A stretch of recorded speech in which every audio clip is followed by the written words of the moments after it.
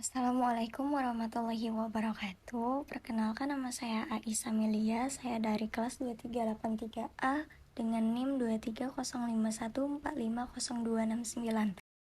Pada video ini saya akan menjelaskan tentang entity relationship diagram. Oke, berhubung sudah ada soalnya, jadi kita akan melihat bersama-sama mengenai soal tersebut. Perhatikan kasus di bawah ini. Sebuah rumah sakit memiliki banyak dokter. Setiap dokter mempunyai banyak pasien yang harus ditangani. Pasien harus terlebih dahulu mendaftar pada bagian administrasi dengan menyerahkan data dirinya.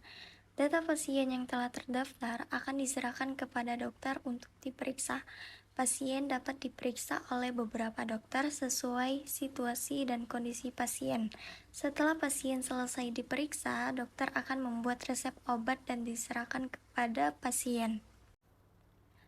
Nah, dari soal di atas yang telah kita baca bersama-sama, langkah pertama kita masuk ke Microsoft Word terlebih dahulu untuk membuat sebuah entitasnya terlebih dahulu. Setelah itu baru kita buat atribut kunci dan atribut non kunci dari setiap entitas yang telah kita buat itu. Nah, dari soal yang telah kita baca bersama-sama tadi, kita buat sebuah entitas yang terlibat. Nah, di sini saya akan membuat beberapa entitas yang terlibat yang related sama soal di atas.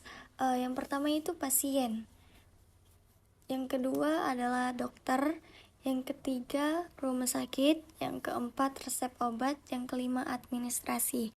Nah, langkah yang kedua yaitu kita harus menentukan atribut kunci dan atribut non kuncinya dari setiap entitas yang telah kita buat tadi. Yang pertama itu untuk entitas pasien, saya akan membuat beberapa atribut, yaitu ID pasien, yang kedua itu nama, yang ketiga umur, dan yang keempat alamat. Nah, untuk ID pasien itu saya jadikan dia sebagai UID-nya karena di antara atribut-atribut yang ada di entitas pasien, ID pasien itu yang paling unik.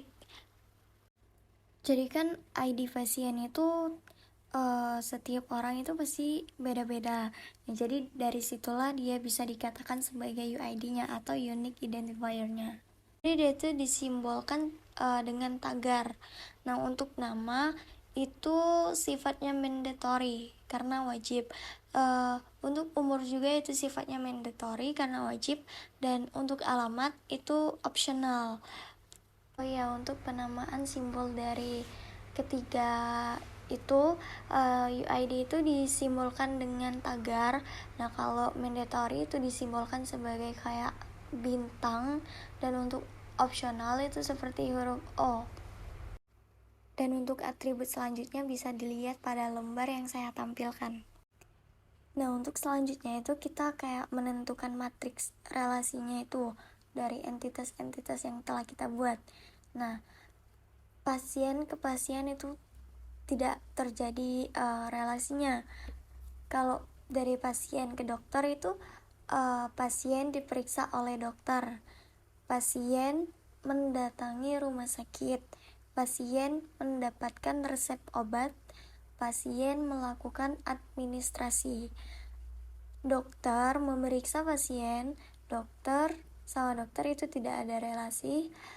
Dokter bekerja di rumah sakit, dokter membuat resep obat. Rumah sakit didatangi oleh pasien, rumah sakit bekerja sama dengan dokter. Rumah sakit ke rumah sakit tidak ada relasi.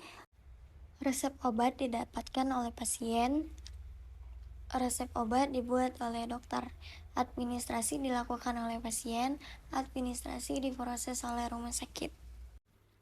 Nah, setelah semuanya itu sudah kita tentukan, baik itu entitas, atribut kunci atau non kuncinya, beserta matriks relasinya, itu kita langsung masuk ke aplikasi Oracle untuk membuat desainnya. Nah, ini saya contohkan sedikit untuk membuat entitas baru. Nah, jadi untuk membuat sebuah entitas pada aplikasi Oracle, itu pergi ke bagian menu new entitas, dan itu ada general. Terus untuk name itu diisi sesuai entitas yang kita buat, dan kita pergi ke menu atribut untuk menuliskan atribut-atribut yang telah kita buat di Word tadi ke dalam aplikasi Oracle. Contohnya seperti kode rumah sakit. Kode rumah sakit kita centang dia sebagai primary UID-nya. Nama rumah sakit kita centang dia sebagai mandatory dengan tipe datanya itu disesuaikan sama kondisi atribut kalian. Nah, pada soal ini saya membuat dua entitas utama, yaitu dokter dan pasien.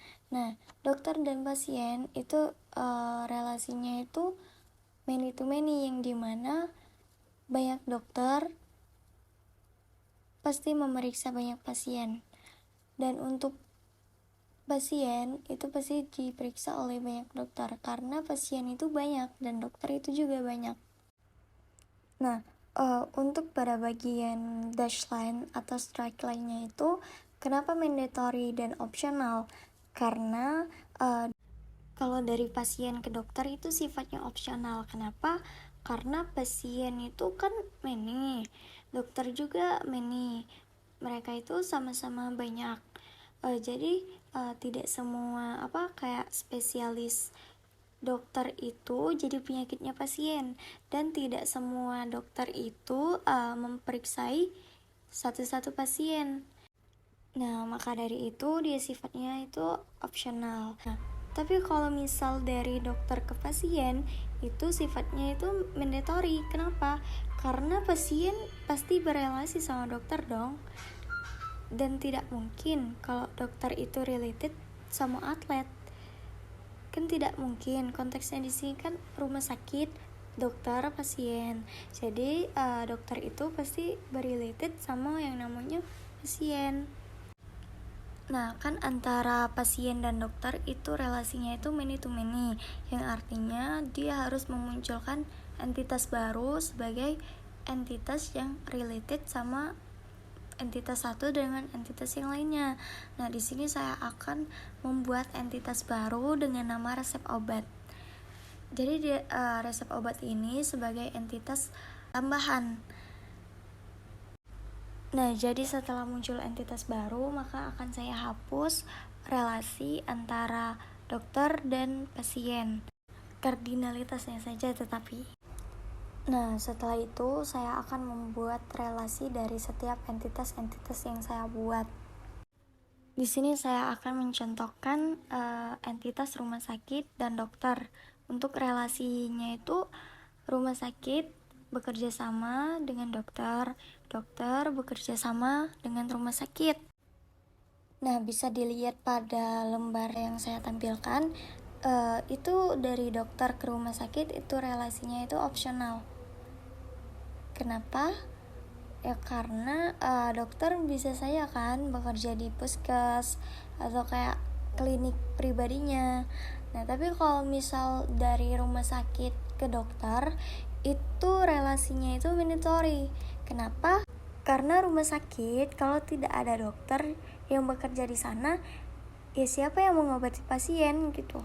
Nah, kalau semua entitas dan relasinya yang sudah kita buat, jadi seperti ini. Rumah sakit itu berelasi dengan dokter, dokter itu kan berelasi dengan pasien. Tetapi karena dia many to many, jadi dia muncul satu entitas yang saya namakan sebagai resep obat. Nah, pasien itu berelasi dengan administrasi, administrasi berelasi dengan rumah sakit. Kalau yang saya jelaskan sebelumnya itu kan dinamakan sebagai logical model. Nah, yang ini dinamakan sebagai physical modelnya. Alhamdulillah, sekian penjelasan dari saya. Saya mohon maaf apabila banyak kesalahan kata atau kekeliruan dalam memahami dan penyampaian dari penjelasan yang saya jelaskan. Saya mohon maaf sekali lagi yang sebesar-besarnya.